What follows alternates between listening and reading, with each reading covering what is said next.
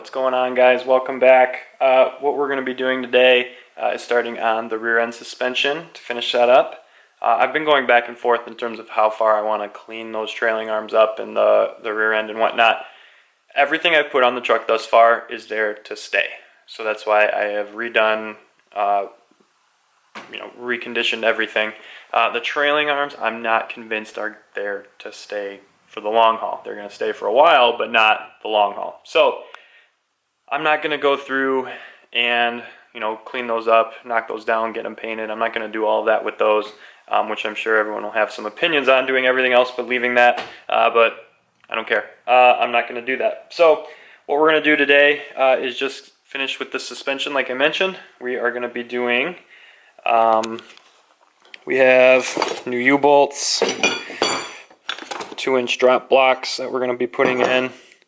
I have pinion angle shims as you lower the truck, especially if you don't change that center cross member, the trailing arm cross member. It does affect the pinion angle. So I believe these are 2 or 4 degree. I think 4 degree is what was recommended for the amount that we're lowering it. So that will just sit on top of there.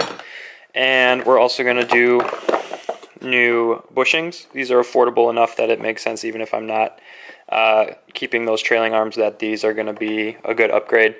So yeah, fairly simple. What we're going to do first, we have the springs and shocks disconnected. So what we're going to do is we're going to disconnect the trailing arms. We're going to knock those bushings out, get those new bushings in, get that bolted back into place. After that, we'll raise the rear end up.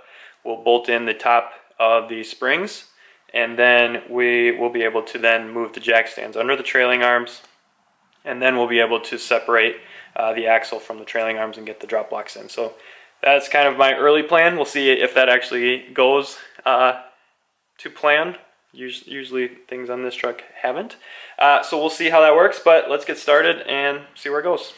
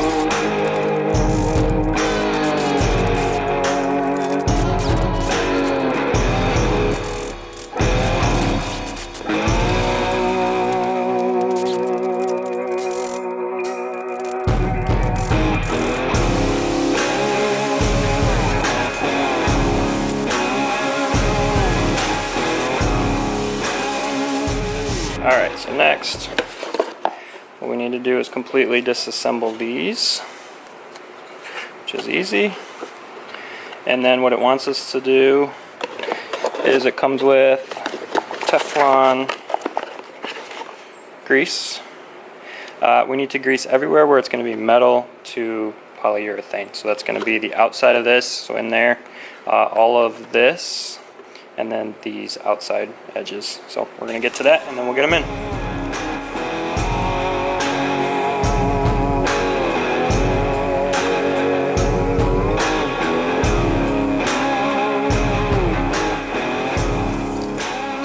When you're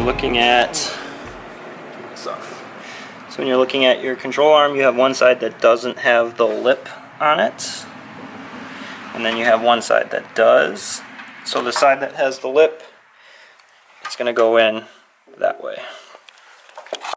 Got to press play, but just pressed them in. That was probably the easiest way to go. So let's get these back on.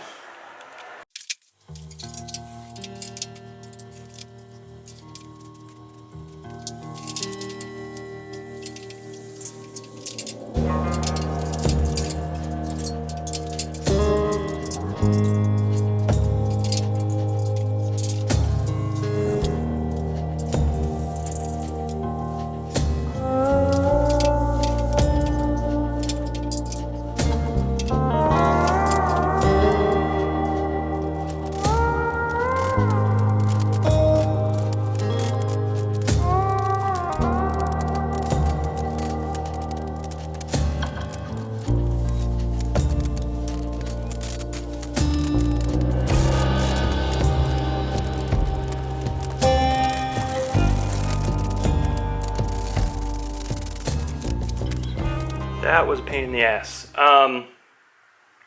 Next, what we're gonna do, let's get the springs bolted back up, and then we'll start messing with the drop blocks. All right, we've got the trailing arms up on this. That way we can drop the U-bolts here, and we can lift the axle up and get the drop blocks underneath.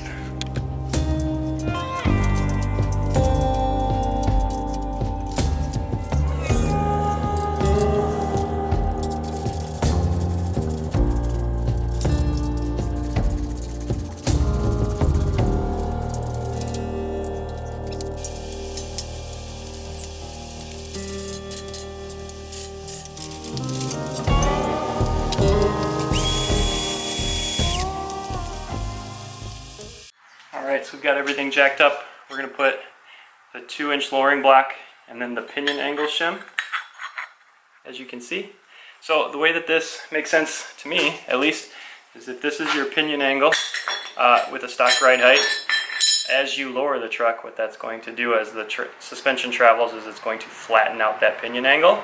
So we are going to want to put the large side of the shim on towards the front, so that it brings it back more towards that stock ride height.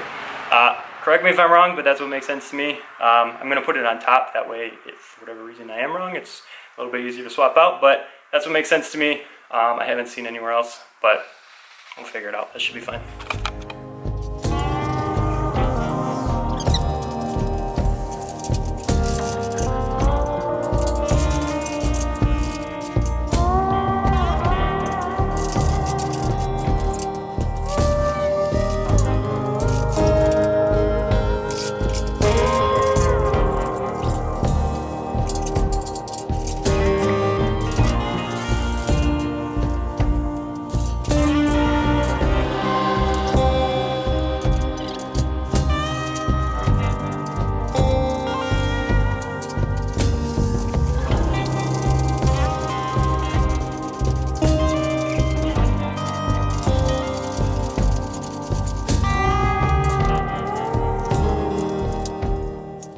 Before tightening these down all the way, I just measured side to side to make sure that we were as close to center as possible. To finish tightening them down, it's a 1 1/16 inch socket, and with the new U-bolts it goes down pretty far, so you do need a deep socket. I didn't have one, so I had to go run and get one.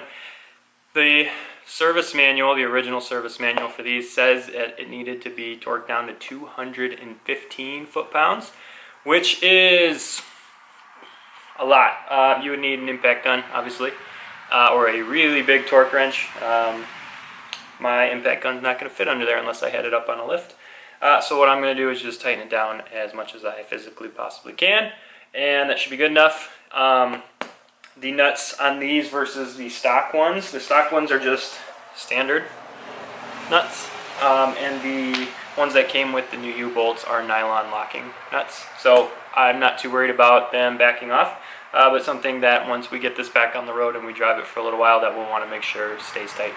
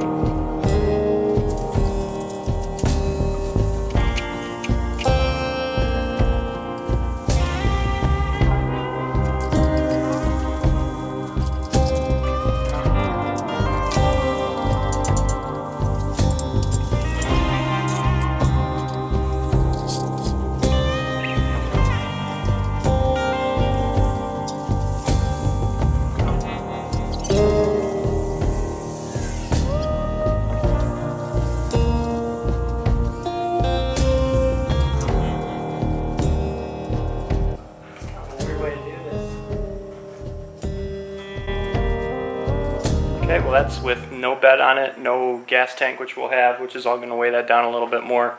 But the shocks aren't long enough as of right now, so with that extra weight, we'll see if we'll be able to get those shocks bolted back in. But other than that, it's looking pretty good. From what we're looking, based on this, so the bottom of the bed to the mount is about 8.5 inches. So if that holds true, we're going to come down to about here.